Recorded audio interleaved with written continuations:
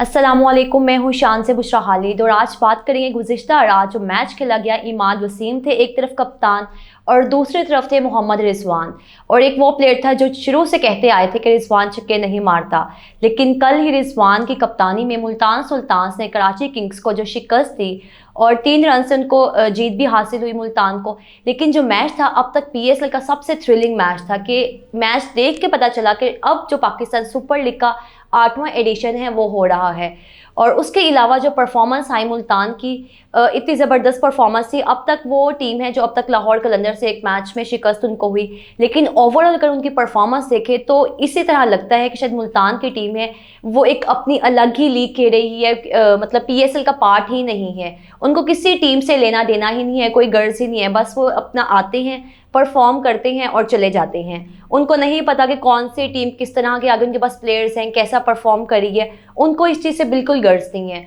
उन्होंने आना है, अपना परफॉर्म करना है और चले जाना है। शान मसूद शुरू के मैचेस में नज़र आए कि वो इतना परफॉर्म नहीं कर रहे थे, कुछ खास फॉर्म में नहीं थे, लेकिन उसके बाद कल उन्होंने 50 भी बनाई और शान और रिजवान ने ही टीम को आके ओपनिंग की और उसके बाद जो मोहम्मद रिजवान ने 100 की। और ऑफ कोर्स जो मुल्तान की टीम का अब तक जो सारे विन्स हैं उसके जो क्रेडिट है रिजवान को ही जाता है कि जिस तरह से वो टीम को लीड करते हैं। और इस तरह से कोई कप्तान अब तक PSL में बिल्कुल नज़र नहीं आया कि खुद भी अपनी उनकी परफॉर्मेंस है और टीम को जिस तरह से लेकर चलना है, कॉन्फिडेंस बिल्ड करना प्लेयर्स के अंदर, वो मोहम्मद रिजवान ही कर सकते हैं। क्योंकि इससे कबल जब BPL में थे तो वहाँ पे वो उस टीम के जाके पार्ट बने थे जो 3 मैचेस में शिकस्त हो गई थी उनको, लेकिन जब मोहम्मद रिजवान आए और इतने प्रोटोकॉल से उन्होंने रिजवान का वेलकम भी किया और वहाँ पे रिजवान वो प्लेयर थे जो उनको टाइटल भी जितवाने में कामयाब रहे। एक दूसरे लीग में जाके जब आप इस तरह से पार्टिसिपेट करते हैं तो आपको फिर एप्रिसिएशन ही मिलती है। उनके अलावा अगर देखें, शान और रिजवान के अलावा रोसो हैं, पोलार्ड हैं,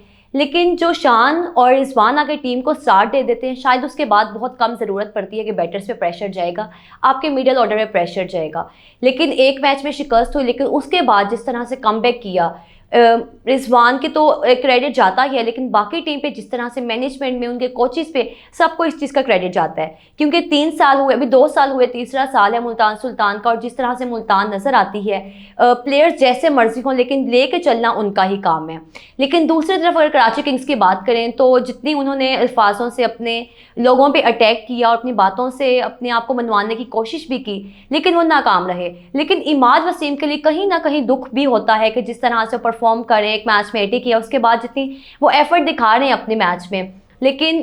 फिर भी वो नाकाम ही रह रहे हैं। क्योंकि कराची वो टीम थी जिसमें वो प्लेयर्स हैं जो दूसरी टीम से आए हैं, हैदर अली है, शुएब मलिक है, लेकिन शुएब मलिक और इमाद वसीम के अलावा कोई प्लेयर नहीं है जो परफॉर्म कर रहे हैं। बॉलिंग लाइनअप आप उठा के देख लें, बैटिंग लाइनअप उठा के देख लें, बहुत ज़बरदस्त बना है, एक स्टेबल टीम है जहाँ पे आपके पास जो आपको ओपनिंग आपका स्टार्ट दे रहे हैं वहाँ पे विंस हैं, जेम्स विंस, उसके अलावा मैथ्यू वेट हैं, दुनिया का एक नाम है, माना जाते हैं कि ऑस्ट्रेलिया के एक प्लेयर हैं और इस एज में भी अब तक चल रहे हैं, वो इतना अच्छा परफॉर्म भी करते हैं। और कल भी उन्होंने 6 ओवर्स के बाद कोई 70 के कोई लाइन में स्कोर था जो उन्होंने बनाया भी, कि इस तरह वो जो ओपनिंग एक स्टार्ट था वो इतना ज़बरदस्त दिया, लेकिन उसके बावजूद जो बाकी पीछे बैटिंग लाइनअप था वो ना चल सका। लेकिन मुल्तान के जो बॉलर्स थे उन्होंने कम बैक भी किया और इतनी ज़बरदस्त परफॉर्मेंस। लेकिन लास्ट ओवर की बात करेंगे, एक वही ओवर था जो जिसने पूरा मैच नहीं देखा, अगर लास्ट ओवर भी देख ले तो उसको मज़ा ज़रूर आएगा कि पहले 9 बॉल हुई, उसी 9 बॉल पे छक्का भी पड़ा उनको, अब्बास अफरीदी को,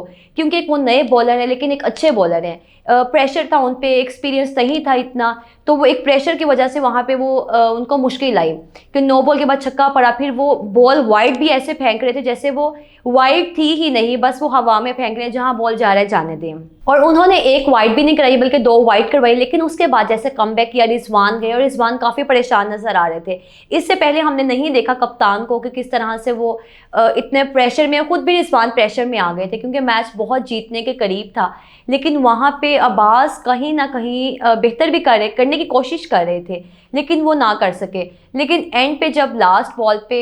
6 रन रिक्वायर्ड थे कि 5 रन रिक्वायर्ड थे, और वहाँ पे इमाद वसीम ने कोशिश की कि चौका लग जाए ताकि मैच उठा के सुपर ओवर पे चला जाए। और सुपर ओवर पे मोस्टली बहुत कम चांसेस होते हैं उस टीम के जो प्रेशर में होती है, और उस वक्त प्रेशर में जो थी मुल्तान सुल्तान थी, क्योंकि कराची तो जीतने के करीब ही था। लेकिन वहाँ पे उन्होंने अच्छी परफॉर्मेंस दिखाई। एक आउट भी हुआ, बीच में बेन कटिंग थे, वो शॉट्स भी मार रहे थे, हिटिंग की तरफ जा रहे थे, लेकिन आउट हो गए। और उसके बाद इमाद वसीम ने ट्राई भी किया, लेकिन अनफॉर्चुनेटली वो मैच जीतने में कामयाब न रहे। लेकिन जो बाद में उनका एक गुस्सा नज़र आया कि किस तरह से वो चीखते हुए ग्राउंड से जब जा रहे थे वापस अंदर की तरफ स्टेडियम में, और इतना गुस्सा और ये सब चीज़ें। उसके बाद जो एक ख़ास बात है जिसको सोशल मीडिया पे इतनी हाई भी मिली और मिलनी भी चाहिए थी, जब आपने इतना एक नाम कमाया अपने टाइम पीरियड में, अपने क्रिकेट अच्छी खेली है, लेकिन उसके बाद जब आप इस तरह से आके एक्ट करते हैं और सोशल मीडिया पे आप इस तरह की हरकतें करते हैं, तो ऑफ कोर्स जो है लोग आपको बातें करते हैं। और वसीम अकरम ने यही चीज़ की कि जब मैच ख़त्म हुआ और अभी टीम्स ग्राउंड में ही मौजूद थी, लेकिन जो उनका गुस्सा था कि उन्होंने पाँव मारा चेयर को या फिर सोफ़ा उनके आगे जो पड़ा था, तो ये काफ़ी लोगों ने इस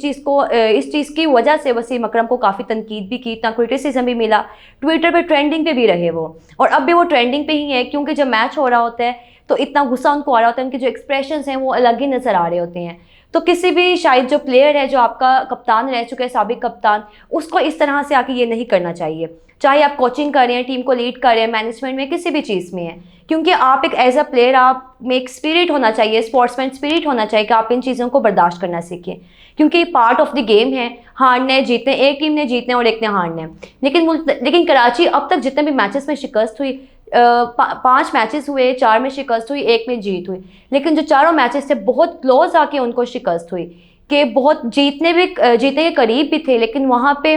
वही बात है कि कराची वालों ने बहुत बातें की हैं, तो अब उनको भुगतनी पड़ रही हैं। कि अल्लाह की तरफ से भी चीज़ है कि हमारा तो इस चीज़ से बिलीव है कि जब आप किसी टीम के ऊपर, किसी प्लेयर के ऊपर बात करते हैं तो आपको वो चीज़ें भुगतनी पड़ती हैं। और इस तरह से मुल्तान जो है, और जो मुल्तान के स्टेडियम में मैचेस जारी थे वो ख़त्म हुए, अपने इख्तिताम को पहुँचे, और उसके बाद जिस तरह से मुल्तान की टीम ने निकल के आके अवाम के पास गए और जो लोगों ने उनको इतना सराहा, इतनी दाद दी, वो भी काफ़ी अच्छी थी, देखने के लायक थी। लेकिन अब जो मुल्तान में मैचेस हैं उनका सिलसिला ख़त्म हो चुका है, और अब आएंगे आगे जो कराची में मैचेस चलेंगे, पिंडी में आएंगे और लाहौर में मैचेस होंगे। लेकिन जो आज मैच अब जारी है और 2 टीम्स हैं, और एक तरफ कप्तान है अपने और दूसरी तरफ नायब कप्तान हैं शादाब खान, जो कि बहुत ज़्यादा ही नाकिस परफॉर्मेंस दे रहे हैं। शादी करवा ली है, लेकिन उसके बाद अब जो परफॉर्मेंस आती है और जो हमारे इस तरह के माइंडसेट बने हुए, हमारी मेंटेलिटी है, जब किसी प्लेयर की शादी होती है इस एज में तो बाद में परफॉर्म नहीं करता वो। और शादाब खान के साथ भी 2 मैचेस में जब उनसे पूछा भी गया मीडिया टॉक में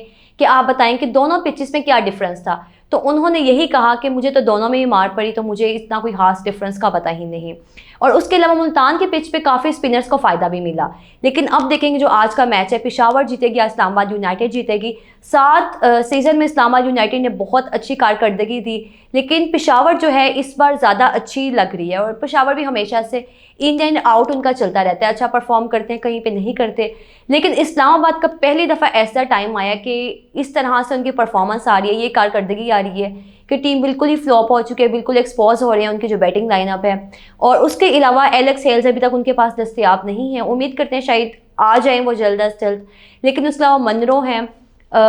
स्टिर्लिंग हैं, और पाउल स्टिर्लिंग जो है वो फॉर्म में नहीं है अब तक। अगर वो शायद फॉर्म में हो तो कुछ ना कुछ बेहतर टीम नज़र आए। लेकिन उसके अलावा जो दोनों टीम्स के पास, इस्लामाबाद के पास बैटिंग लाइनअप भी अच्छा है, बॉलिंग लाइनअप भी अच्छा है, लेकिन कराची की पिच है तो वहाँ पे पेसर्स को फ़ायदा नहीं मिलता। तो शादाब भी उनके पास स्पिनर हैं, तो देखेंगे अब क्या आगे जाके कराची की पिच पे काम भी होना चाहिए, क्योंकि जब कोई टीम आती है, कोई इंटरनेशनल टीम आती है आपकी कंट्री में, तब इतनी तनकीद मिलती है टेस्ट मैचेस में भी। लेकिन PSL में क्यों नहीं पिचेस पे काम किया जाता, और इस पर कोई बात भी नहीं करता कि आपकी बैटिंग एक पिच है, आप कहीं ना कहीं बॉलर्स को फ़ायदा दें। और बैटिंग पिच इस तरह के 200+ टारगेट आपका जा रहा है और वो जाता ही जा रहा है, और जो बॉलर्स हैं वो बेचारे आके सिर्फ अपना बॉल करते हैं और चले जाते हैं, कोई उनको फ़ायदा नहीं, ना उनको विकेट्स मिल रही हैं, ना उनको वहाँ पे कोई अच्छा स्पेल मिल रहा है। तो इस तरह आप जो दोनों टीम्स हैं, पेशावर की अगर टीम की बात करें कि पेशावर में कप्तान जो हैं खुद भी परफॉर्म कर ही रहे हैं कहीं ना कहीं, लेकिन बाबर आजम फिर एक प्लेयर हैं, दुनिया के